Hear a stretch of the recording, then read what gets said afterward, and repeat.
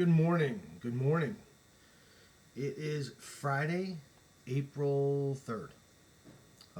Figured I'd start my day because today's a today's a day I think we all need to start thinking about the weekend.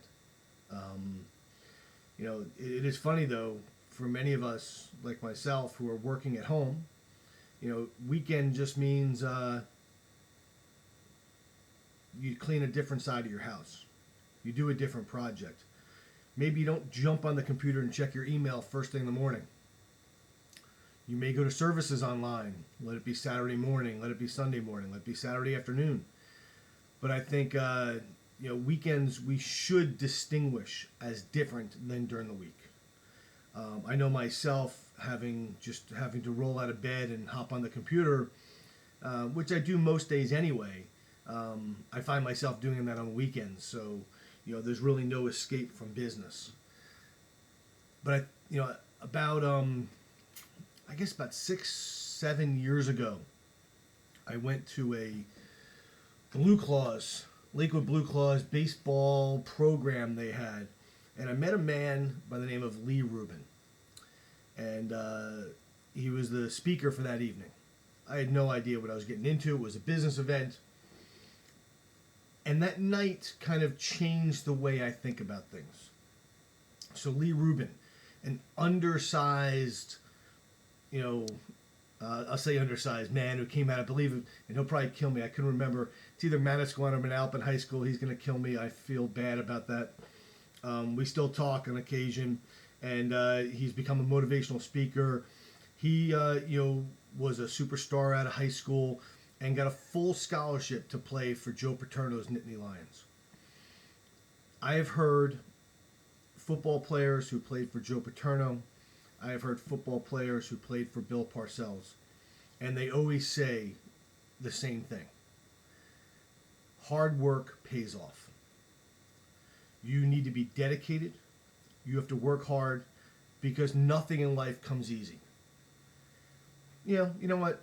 I'm sure Bill Gates' kids, Warren Buffett's kids, they may have it easy, but I guarantee you their parents don't let them make it easy. They do work. And as somebody who has worked every day in his life, I was not born with a silver spoon in my mouth. If you remember that comment, you win a prize later on as to who said that to George H. Bush. So I have worked hard. But what Lee talked about, and so here's somebody who was a safety.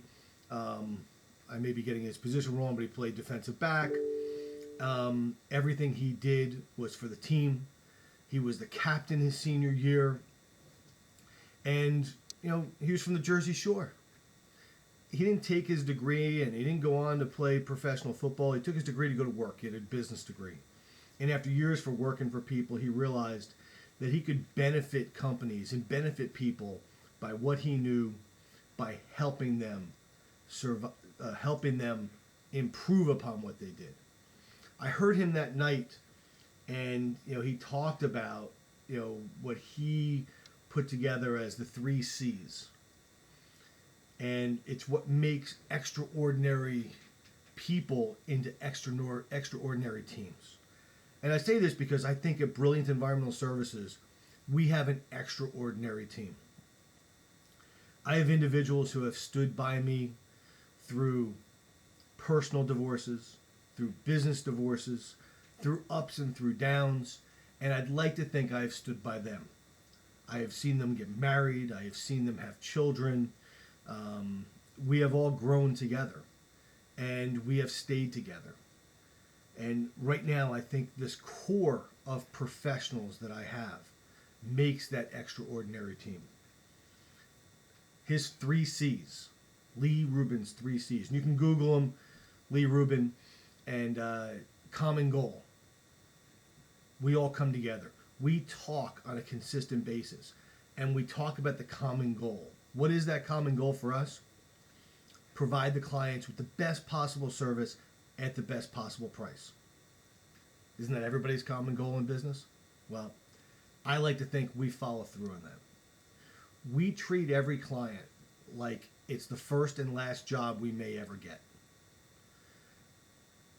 We want to make sure that when they're done, when we finish the project for them, not only are they going to come back again, but the expectations will be the same each and every time.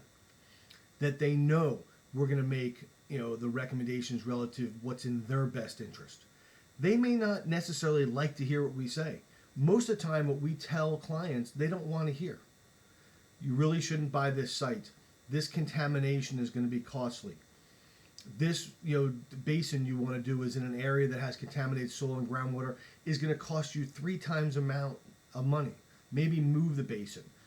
We work with people. You want to buy the site, and this is always my favorite.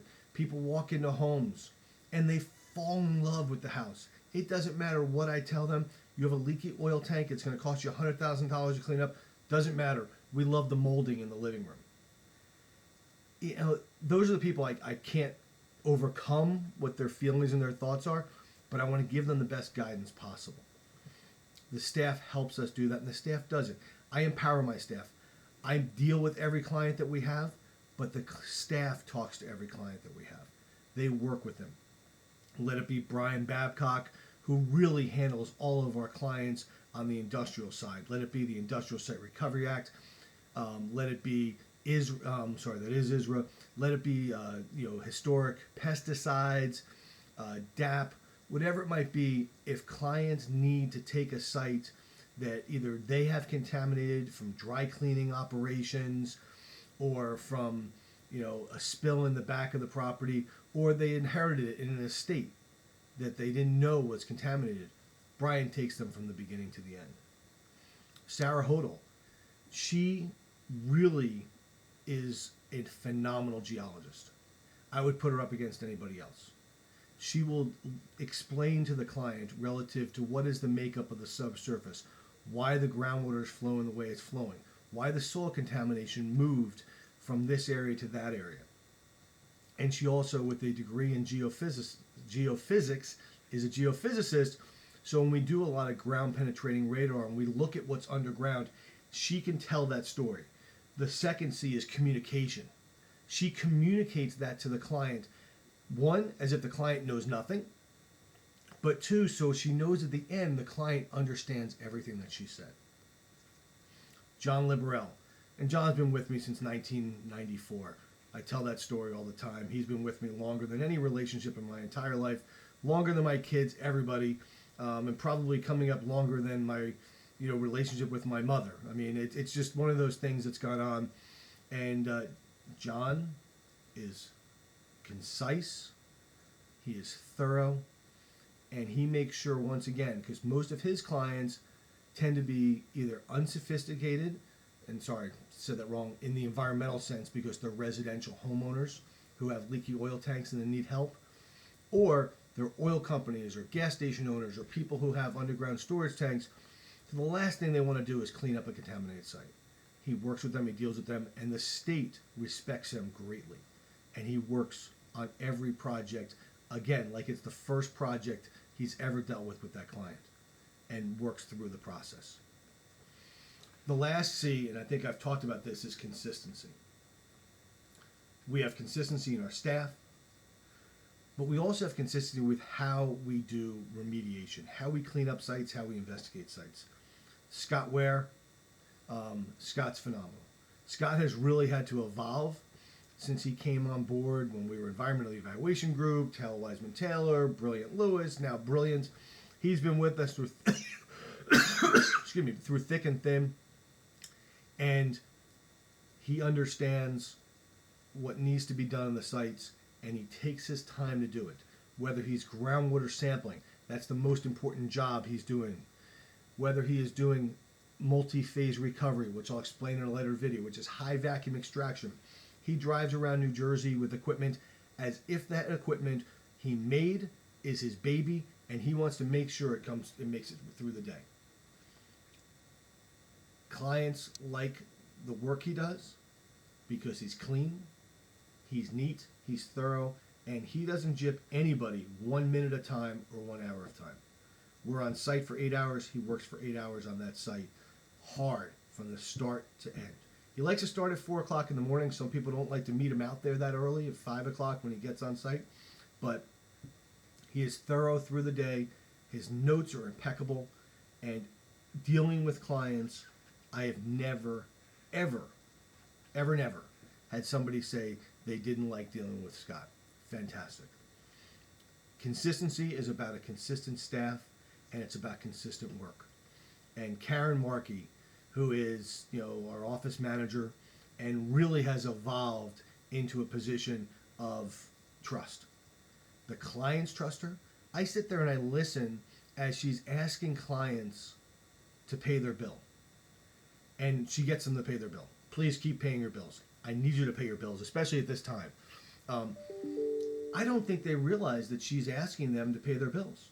She has a conversation with them. I'm listening the other day as clients and vendors one by one are calling just to see how she's doing because she has gotten that relationship with them.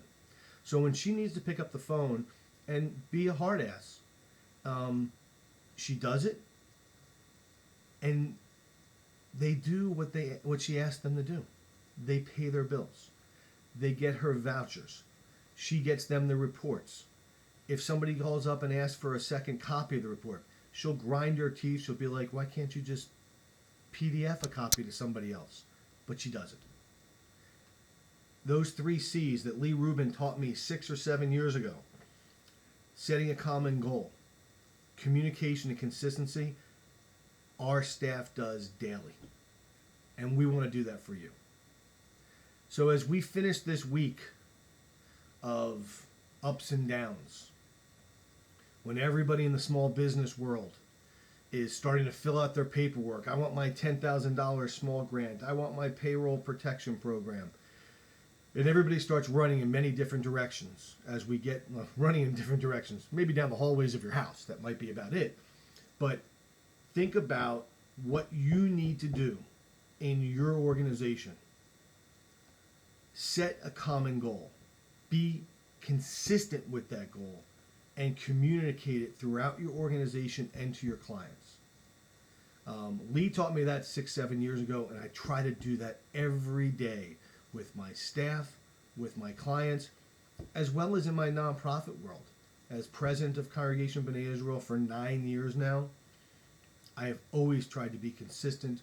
I have tried to be a clear communicator, and our common goal is to service the community. And I think I've done a good job at that, and I try every day. This weekend, first weekend of April, we should all be out and about watching baseball, watching our kids on the soccer field, watching our kids on the baseball field. Instead, we're going to be inside with our families. I'll be inside with my dog, but hopefully I'll FaceTime with my family. Be fair to yourself. Be kind to yourself. Stay well. And please, please, please stay in your house. Don't go out. Adhere to social distance. We need to get over this. We need to get through this, and we can only do it together. Have a fantastic weekend. Thank you. Bye-bye.